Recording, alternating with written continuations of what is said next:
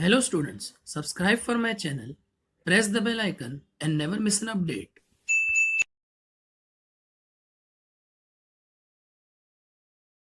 Friends, welcome to my YouTube channel classic tutorial. आज के इस लेक्चर में हम the first war of independence class 10th ICSC history के फर्स्ट चैप्टर का थर्ड पार्ट करेंगे। इससे पहले मैंने 2 पार्ट रिलीज़ किए थे जिसमें मैंने पॉलिटिकल, सोशियो रिलीजियस और इकोनॉमिक कॉजेज़ एक्सप्लेन किए हैं।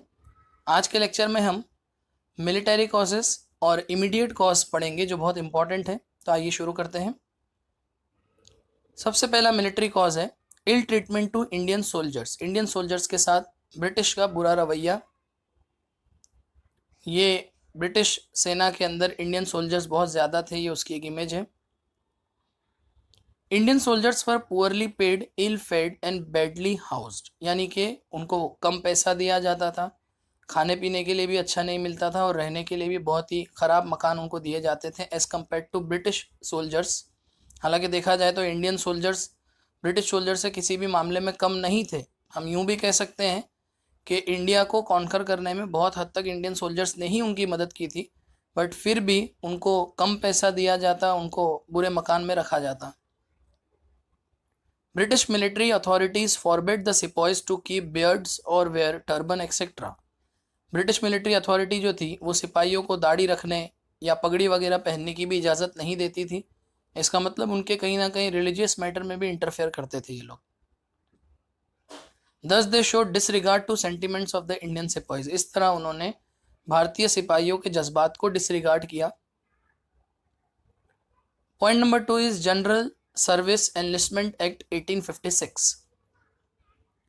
As per the traditional beliefs of Brahmins, it was taboo for them to cross the seas. ब्राह्मण लोगों के रस्म रिवाज के अकॉर्डिंगली समुंदर को पार करना उनके लिए टैबू था, या यूं कहें कि अपशगुन माना जाता था। But as per the general service enlistment act of 1856, लेकिन general service enlistment act of 1856 के तहत Indian soldiers could be sent overseas on duties. Indian soldiers को ओवरसीज भेजा जा सकता था ड्यूटी को परफॉर्म करने के लिए। तो इसमें क्योंकि ब्राह्मण सोल्जर्स भी होते थे तो इसलिए this led to a feeling of regiment among Brahmin soldiers. इसलिए ब्राह्मण सोल्जर्स को ये अच्छा नहीं लगा। Who considered this act a danger to their caste. इसलिए उनको लगा कि ये कानून तो कहीं ना कहीं उनके कास्ट के लिए बहुत बड़ा नुकसान है। Next point is larger proportion of Indian in the British army. British army में इंडियन सोल्जर्स का प्रपोर्शन ज्यादा था। The number of British troops in their army was very less as compared to Indian soldiers. Okay, मतलब British troop जो थे वो अपनी खुद की आर्मी में कम थे, इंडियन सिपाही ज्यादा थे।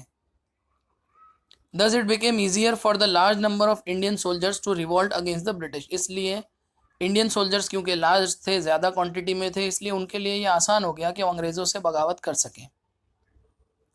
Point number 4 is bleak prospects of promotion. Promotion के चांसेस बहुत ब्लीक थे, बहुत कम थे या डार्क थे।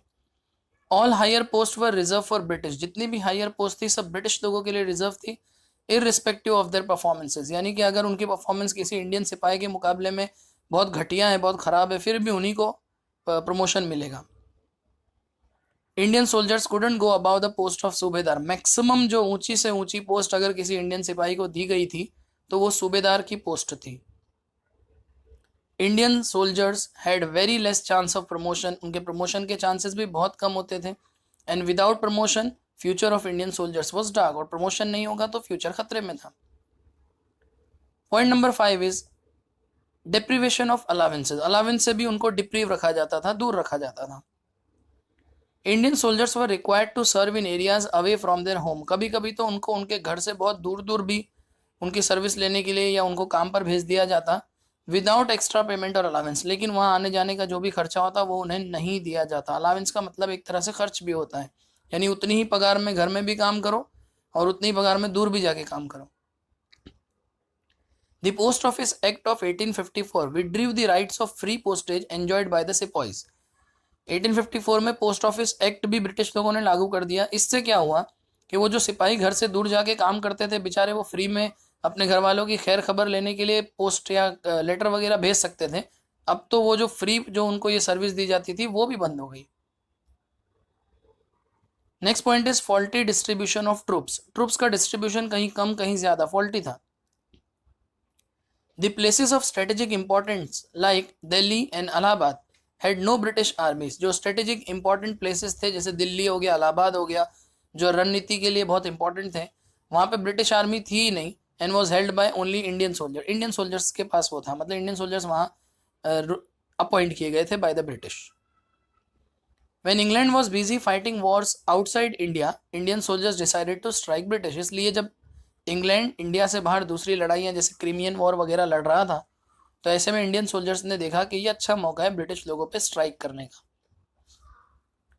Next point is poor performance of British troops. British troops के परफॉर्मेंस भी बहुत पुअर थे. ये इंपॉर्टेंट पॉइंट है, आसान है काफी. In various wars like first Afghan war, the Punjab wars etcetera, British had to face defeat. कुछ ऐसी लड़ाइयाँ हुई थी जिसमें अंग्रेज हार गए थे. Which broke the myth that British were invincible, that is undefeatable. यानी कि इंडियंस का ये मानना था कि अंग्रेज बहुत पावरफुल है, उन्हें कभी हराया नहीं जा सकता.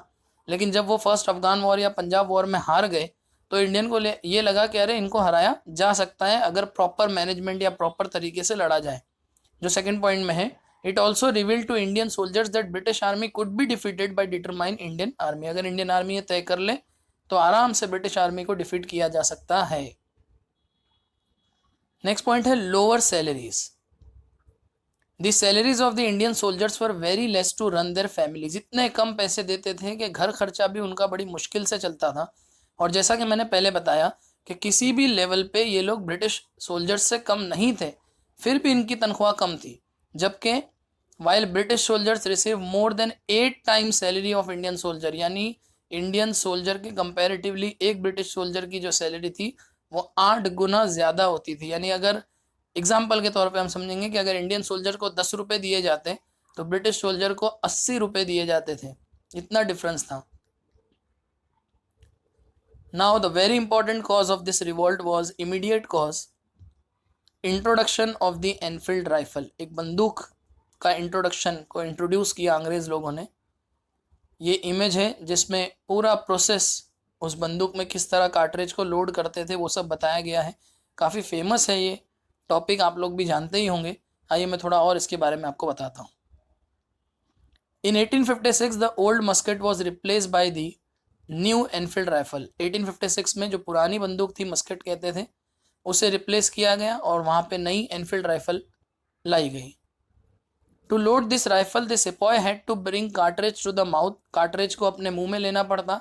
And biting off the top grease paper with teeth. जैसा कि इस इमेज में आप देख सकते हैं, पहली इमेज में आपको ग्रीस कार्ट्रिज दिख रहा है, दूसरे में उसको बाइट ऑफ कर रहा है एक सिपाही अपने दांतों से. In January 1857, there was a rumor in Bengal regiment that the grease cartridge had the fat of cow and pig. जनवरी 1857 1856 में बंगाल रेजिमेंट में एक रूमर उड़ा कि ये जो ग्रीस कार्ट्रिज है उसको काव और पिग की चर्बी से बनाया जाता है. The sepoys thought that British wanted to defile Hindu and Muslim religion as cow is sacred to Hindus and pig is taboo to Muslim. सिपाही इस बात को समझ गए कि अंग्रेज हिंदू और मुसलमानों के धर्म को भ्रष्ट करना चाहते हैं, क्योंकि गाय जो है वो हिंदुओं के लिए पवित्र है और पिग जो है वो मुस्लिम्स के लिए टैबू है. टैबू का मतलब वो नहीं खा सकते पिग का गोश्त मुस्लिम लोग. तो अब अगर वो दांत के अंदर वो ग्रीस कार्ट्रिज डालेंगे तो एक तरह से काऊ की चर्बी और पिग की चर्बी को मुंह में लेना है, जो किसी भी हिंदू और मुस्लिम के लिए गवारा नहीं था, सही नहीं था. Thus both Hindus and Muslim soldiers refused to use those cartridges. इसलिए हिंदू और मुसलमान दोनों सिपाहियों ने उस कार्ट्रिज को इस्तेमाल करने से मना कर दिया. एंड रिवोल्टेड और बगावत कर दी when they were force to use it, जब उनको ज़बरदस्ती फोर्स किया गया. तो फ्रेंड्स, मैंने आपको सारे ही causes first war of independence के समझा दिए हैं, जो कि 3 पार्ट में है. अब एक आखिरी पार्ट आना बाकी है जिसमें कॉन्सिक्वेंस आएगा. जब तक के लिए आप क्लासिक ट्यूटोरियल से जुड़े रहें. और अगर ये वीडियो आपको अच्छा लगा तो ज़रूर लाइक करें, कमेंट करें, शेयर करें और मेरे चैनल को ज़रूर सब्सक्राइब करें और अपना बहुत ध्यान रखें. Thank you so much.